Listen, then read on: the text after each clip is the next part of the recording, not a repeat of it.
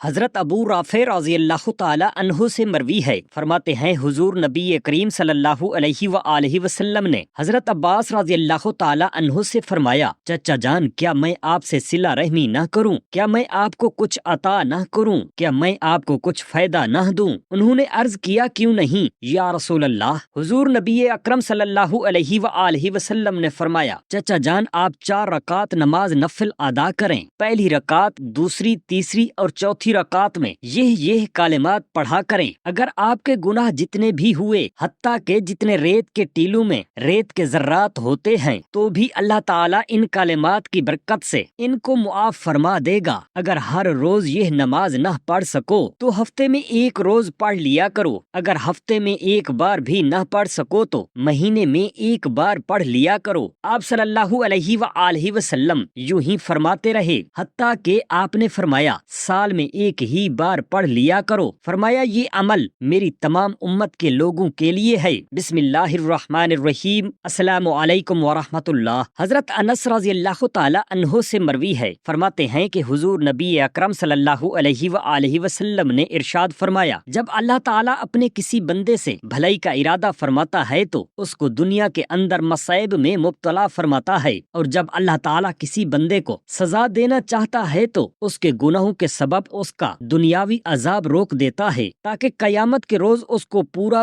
عذاب دے۔ اسی سند سے حضور اقدس صلی اللہ علیہ وآلہ وسلم کا یہ ارشاد بھی مروی ہے، مصیبتیں جتنی بڑی ہوں ثواب اتنا ہی عظیم ہوتا ہے۔ جب اللہ تعالیٰ کسی قوم سے محبت فرماتا ہے تو ان کو مصیبتوں میں مبتلا کر دیتا ہے۔ ان میں سے جو لوگ اس قضائے خداوندی پر راضی ہوں ان کو خدا تعالیٰ کی خوشنودی عطا ہوتی ہے، اور جو لوگ اس قضائے خداوندی کو ناپسند کریں وہ خدا تعالیٰ کی ناراضگی کا شکار ہو جاتے ہیں۔ حضرت سعد رضی اللہ تعالی عنہ سے مروی ہے، فرماتے ہیں میں نے عرض کیا، یا رسول اللہ صلی اللہ علیہ وآلہ وسلم، سخت ترین مصیبتیں کن لوگوں پر نازل ہوتی ہیں؟ حضور نبی اکرم صلی اللہ علیہ وآلہ وسلم نے فرمایا، انبیاء کرام علیہ السلام پر، پھر جو درجات میں ان سے قریب ہوں، پھر جو ان سے قریب ہوں۔ آپ صلی اللہ علیہ وآلہ وسلم نے فرمایا، آدمی کی آزمائش اس کے دین کے مطابق ہوتی ہے، اگر اس کے دین میں قوت ہو تو اس کی مصیبتیں سخت ہو جاتی ہیں، اور اگر اس کے دین میں کمزوری ہو تو اس کی آزمائش اس کے دین کے مطابق ہوتی ہے۔ بندے پر مصیبتیں آتی رہتی ہیں، حتیٰ کہ وہ اس کو اس حال میں پہنچا دیتی ہیں کہ وہ زمین پر چل رہا ہوتا ہے اور اس کے دامن پر گناہ کا کوئی داغ نہیں ہوتا۔ حضرت انس رضی اللہ تعالی عنہ سے مروی ہے، فرماتے ہیں حضرت ابو طلحہ رضی اللہ تعالی عنہ نے حضرت ام سلیم رضی اللہ تعالی عنہا سے فرمایا، میں نے حضور اقدس صلی اللہ علیہ وآلہ وسلم کی آواز کو سنا ہے جس میں کمزوری تھی، مجھے اس میں بھوک کے آثار نظر آ رہے ہیں، کیا تمہارے پاس کھانے کی کوئی چیز ہے؟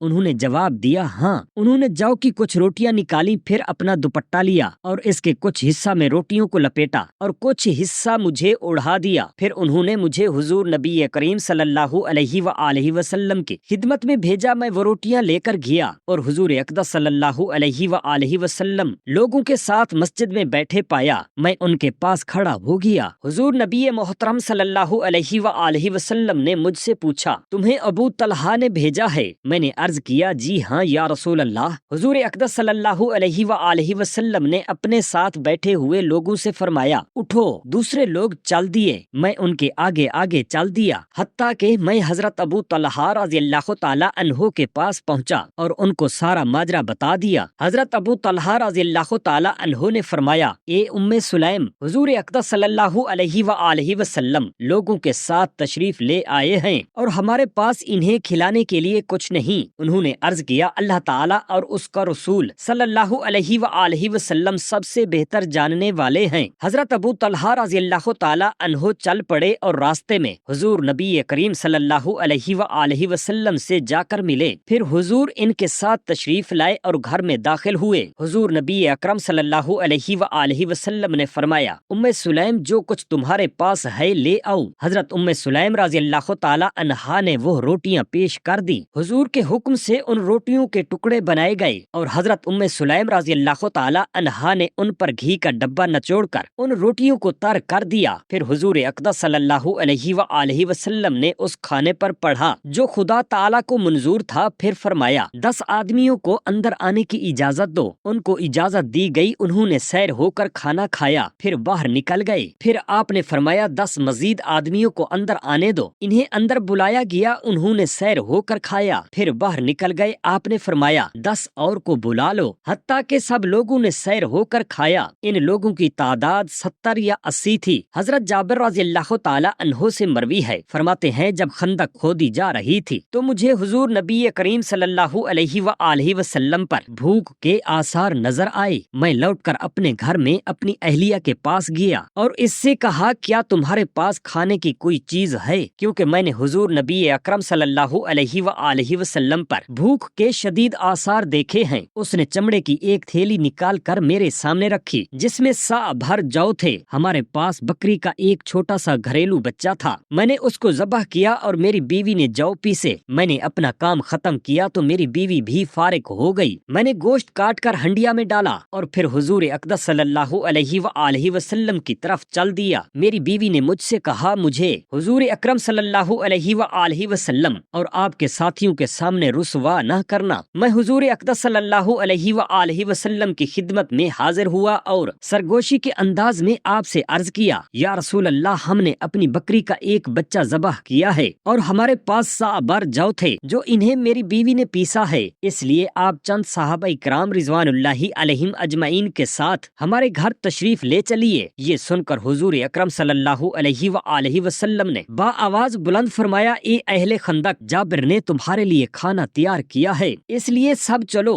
حضور نے مجھ سے فرمایا میرے آنے سے پہلے نہ اپنی ہنڈیا اتارنا اور نہ آٹے کی روٹیاں پکانا۔ میں آیا اور حضور اقدس صلی اللہ علیہ وآلہ وسلم بھی لوگوں کے آگے آگے تشریف لے آئے۔ میں اپنی بیوی کے پاس آیا، اسے حقیقت حال سے آگاہ کیا تو اس نے مجھے سخت لہجے میں کہا میں نے وہی کچھ کیا ہے جو کچھ تم نے کہا تھا۔ میں نے آٹا حضور اقدس صلی اللہ علیہ وآلہ وسلم کے سامنے رکھ دیا۔ آپ نے اس میں لعاب دہن ڈالا اور برکت کی دعا کی۔ پھر آپ صلی اللہ علیہ وآلہ وسلم ہنڈیا کی طرف متوجہ ہوئے، اس ہنڈیا میں اپنا لعاب دہن ڈالا اور برکت کی دعا کی۔ آپ نے میری بیوی سے فرمایا ایک روٹیاں پکانے والی عورت کو بلا لو جو تمہارے ساتھ روٹیاں پکائے۔ اپنی ہنڈیا سے سالہ نکالتے رہو لیکن اس کو چولہے سے نہ اتارنا۔ حضور نبی کریم صلی اللہ علیہ وآلہ وسلم کے ساتھ جو لوگ آئے تھے ان کی تعداد 1000 تھی۔ میں خدا کی قسم کھا کر کہتا ہوں کہ ان سب لوگوں نے سیر ہو کر کھایا اور ہماری ہنڈیا حسب سابق لبریز تھی اور ہمارا آٹا بھی اسی طرح پڑا تھا اور اس سے روٹیاں پکائی جا رہی تھی۔ حضرت ابو ہریرہ رضی اللہ تعالی عنہ سے مروی ہے، فرماتے ہیں ایک دن حضور نبی کریم صلی اللہ علیہ وآلہ وسلم اپنے گھر سے باہر تشریف لے گئے۔ آپ کی ملاقات حضرت ابو بکر اور حضرت عمر رضی اللہ تعالی عنہما سے ہوئی۔ آپ نے ان سے پوچھا اس وقت تمہیں اپنے گھر سے کس چیز نے نکالا ہے؟ انہوں نے عرض کیا یا رسول اللہ صلی اللہ علیہ وآلہ وسلم بھوک نے۔ آپ نے فرمایا اس ذات کی قسم جس کے قبضہ قدرت میں میری جان ہے، مجھے بھی اس چیز نے گھر سے نکالا ہے جس نے تمہیں نکالا ہے، لہذا اٹھو۔ وہ دونوں آپ کے ساتھ ہو لیے۔ آپ صلی اللہ علیہ وآلہ وسلم ایک انصاری کے گھر تشریف لے گئے۔ وہ انصاری اپنے گھر پر موجود نہیں تھے۔ جب ان کی بیوی نے ان معزز مہمانوں کو دیکھا تو انہیں خوش آمدید کہا۔ حضور اقدس صلی اللہ علیہ وآلہ وسلم نے اس انصاری کا نام لے کر پوچھا کہ وہ کہاں ہیں؟ عورت نے بتایا کہ وہ میٹھا پانی لینے کی خاطر گئے ہیں۔ اسی اثنا میں وہ انصاری بھی آ گئے۔ انہوں نے حضور اقدس صلی اللہ علیہ وآلہ وسلم اور آپ کے دونوں صحابہ کرام کو دیکھا تو کہا الحمدللہ، آج کوئی شخص ایسا نہیں جس کے ہاں ایسے مہمان تشریف لائے ہوں جو میرے مہمانوں سے زیادہ معزز و محترم ہوں۔ وہ انصاری گئے اور کھجور کا ایک خوشہ لے آئے جس میں نیم پختہ اور پختہ ملی جلی کھجوریں تھیں۔ انہوں نے عرض کیا یہ کھجوریں تناول فرمائیے۔ انہوں نے چھری پکڑی تو حضور اقدس صلی اللہ علیہ وآلہ وسلم نے فرمایا بکری ذبح نہ کرنا۔ انہوں نے ان مہمانوں کے لیے جانور ذبح کیا۔ ان معزز ہستیوں نے بکری کا گوشت کھایا، کھجور کے خوشے سے کھجوریں کھائیں اور ٹھنڈا اور میٹھا پانی پیا۔ جب سیراب ہو گئے تو حضور نبی کریم صلی اللہ علیہ وآلہ وسلم نے حضرات ابو بکر و عمر رضی اللہ تعالی عنہم سے فرمایا اس ذات کی قسم جس کے قبضہ قدرت میں میری جان ہے، قیامت کے دن تم سے ان نعمتوں کے بارے میں پوچھا جائے گا۔ تم بھوک کی وجہ سے گھر سے نکلے تھے اور تم اس وقت تک اپنے گھروں کو نہیں لوٹے جب تک اللہ تعالیٰ نے تمہیں یہ نعمتیں عطا نہیں فرمائیں۔ حضرت انس رضی اللہ تعالی عنہ سے مروی ہے کہ حضور نبی کریم صلی اللہ علیہ وآلہ وسلم جب ہم میں سے کسی پر غصہ ہوتے تو صرف یہ فرماتے تھے اس کی جبیں خاک آلود ہو، اسے کیا ہو گیا ہے۔ حضور نبی اکرم صلی اللہ علیہ وآلہ وسلم معلم بن کر تشریف لائے تھے۔ مردوں اور عورتوں سب کو زیور علم دین سے آراستہ کرنا آپ کے فرائض نبوت میں شامل تھا۔ آپ صلی اللہ علیہ وآلہ وسلم نے اپنے اس فریضہ کی ادائیگی کے لیے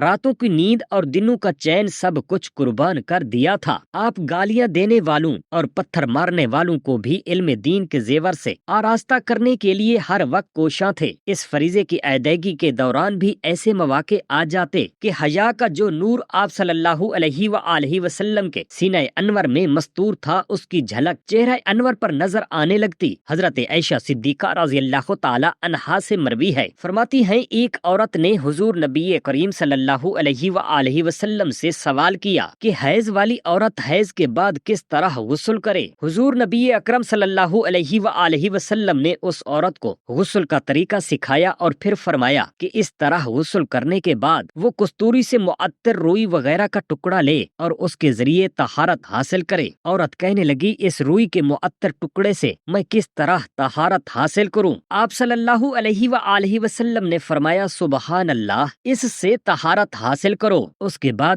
آپ نے اپنا چہرہ مبارک چھپا لیا۔ حضرت عائشہ صدیقہ رضی اللہ تعالی عنہا فرماتی ہیں میں نے اس عورت کو اپنی طرف کھینچا، میں سمجھ گئی تھی کہ حضور اقدس صلی اللہ علیہ وآلہ وسلم کیا فرمانا چاہتے ہیں۔ میں نے اس عورت سے کہا اس معطر ٹکڑے کو ان جگہوں پر لگاؤ جہاں خون لگا تھا۔ آپ نے زندگی بھر کسی غیر محرم عورت کے ہاتھ کو نہیں چھوا۔ آپ صلی اللہ علیہ وآلہ وسلم نے اپنے دست مبارک سے کسی غیر محرم عورت کو کبھی نہیں چھوا۔ آپ ان سے محض عہد لیتے اور جب وہ عہد کر لیتی تو آپ ان سے فرماتے جاؤ میں نے تمہیں بیعت کر لیا ہے۔ حضرت امیمہ بنت رقیقہ رضی اللہ تعالی عنہا سے مروی ہے، فرماتی ہیں میں کچھ انصاری عورتوں کے ساتھ بیعت کے لیے حضور اقدس صلی اللہ علیہ وآلہ وسلم کی خدمت اقدس میں حاضر ہوئی۔ ہم نے عرض کیا یا رسول اللہ ہم اس بات پر آپ سے بیعت کرتی ہیں کہ ہم کسی چیز کو اللہ تعالیٰ کا شریک نہیں بنائیں گی، چوری نہیں کریں گی، بدکاری نہیں کریں گی، ہم اپنے ہاتھوں اور پاؤں کے درمیان یعنی حمل کے متعلق کوئی جھوٹا الزام گھڑ کر نہیں لگائیں گی اور نیکی کے کاموں میں آپ کی نافرمانی نہیں کریں گی۔ آپ صلی اللہ علیہ وآلہ وسلم نے فرمایا جتنا تمہارے بس اور قدرت میں ہوا۔ پھر ان عورتوں نے عرض کی اللہ تعالیٰ اور اس کا رسول ہم پر زیادہ رحم فرمانے والے ہیں۔ پھر ہم نے عرض کیا یا رسول اللہ اپنا دست مبارک نکالیے تاکہ ہم آپ سے بیعت کر لیں۔ آپ نے فرمایا میں غیر محرم عورتوں سے مصافحہ نہیں کیا کرتا، میرا بذریعہ کلام 100 عورتوں سے بیعت کرنا بھی ایسا ہی ہے جیسے ایک عورت سے بیعت کرنا۔ حضرت عباس رضی اللہ تعالی عنہ سے مروی ہے کہ حضور نبی کریم صلی اللہ علیہ وآلہ وسلم نے فرمایا جب پیر کی صبح ہو تو آپ اور آپ کے بچے میرے پاس آئیں تاکہ میں ان کے لیے ایسی دعا کروں جس سے اللہ تعالیٰ آپ کو اور آپ کے بچوں کو فائدہ پہنچائے۔ لہٰذا مذکورہ صبح کو ہم آپ صلی اللہ علیہ وآلہ وسلم کی خدمت میں حاضر ہوئے۔ حضور نے ہمارے اوپر ایک کپڑا ڈال دیا اور دعا کی اے اللہ تعالیٰ عباس اور ان کے بچوں کی مغفرت فرما، ایسی مغفرت جو ظاہر بھی ہو اور باطن بھی ہو اور جو کسی گناہ کو باقی نہ چھوڑے۔ اے اللہ تعالیٰ ان کے بچوں کے معاملات میں حفاظت فرما۔ حضرت ابو رافع رضی اللہ تعالی عنہ سے مروی ہے، فرماتے ہیں حضور نبی کریم صلی اللہ علیہ وآلہ وسلم نے حضرت عباس رضی اللہ تعالی عنہ سے فرمایا چچا جان کیا میں آپ سے صلہ رحمی نہ کروں؟ کیا میں آپ کو کچھ عطا نہ کروں؟ کیا میں آپ کو کچھ فائدہ نہ پہنچاؤں؟ انہوں نے عرض کیا کیوں نہیں یا رسول اللہ؟ حضور نبی اکرم صلی اللہ علیہ وآلہ وسلم نے فرمایا چچا جان آپ 4 رکعت نماز نفل ادا کیا کریں، ہر رکعت میں سورۃ فاتحہ کے بعد ایک سورت پڑھیں، جب قرات ختم ہو تو رکوع سے پہلے 15 مرتبہ اللہ اکبر والحمدللہ وسبحان اللہ پڑھ لیا کریں، پھر رکوع کریں اور رکوع میں یہ کلمات 10 مرتبہ پڑھیں، پھر رکوع سے سر اٹھائیں اور ان کلمات کو 10 مرتبہ پڑھیں، پھر سجدہ کریں اور ان کلمات کو 10 مرتبہ پڑھیں، پھر سجدہ سے سر اٹھائیں اور ان کلمات کو 10 مرتبہ پڑھیں، پھر سجدہ کریں اور ان کلمات کو 10 مرتبہ پڑھیں، پھر سجدہ سے سر اٹھائیں اور ان کلمات کو کھڑا ہونے سے پہلے 10 مرتبہ پڑھیں۔ یہ ہر رکعت میں 75 تسبیحات ہیں اور 4 رکعتوں میں 300 تسبیحات بنتی ہیں۔ اگر آپ کے گناہ اتنے بھی ہوں جتنے ریت کے ٹیلوں میں ریت کے ذرات ہوتے ہیں تو بھی اللہ تعالیٰ اس کی برکت سے ان کو معاف فرما دے گا۔ انہوں نے عرض کیا یا رسول اللہ صلی اللہ علیہ وآلہ وسلم کس میں ہمت ہے کہ وہ یہ نماز روزانہ ادا کرے۔ آپ صلی اللہ علیہ وآلہ وسلم نے فرمایا اگر ہر روز یہ نماز نہ پڑھ سکو تو ہفتے میں ایک روز پڑھ لیا کرو، اگر ہفتے میں ایک بار بھی نہ پڑھ سکو تو مہینے میں ایک بار پڑھ لیا کرو۔ آپ صلی اللہ علیہ وآلہ وسلم یوں ہی فرماتے رہے حتیٰ کہ آپ نے فرمایا سال میں ایک بار پڑھ لیا کرو، تمہارے گناہ چھوٹے ہوں یا بڑے معاف کر دیے جائیں گے۔ اللہ تعالیٰ سے دست ادب دعا ہے ہم تمام مسلمان بہن بھائیوں کو یہ تسبیح جو آپ صلی اللہ علیہ وآلہ وسلم نے فرمائی ہے پڑھنے کی توفیق عطا فرمائے، آمین یا رب العالمین۔ جزاک اللہ خیرا کثیرا۔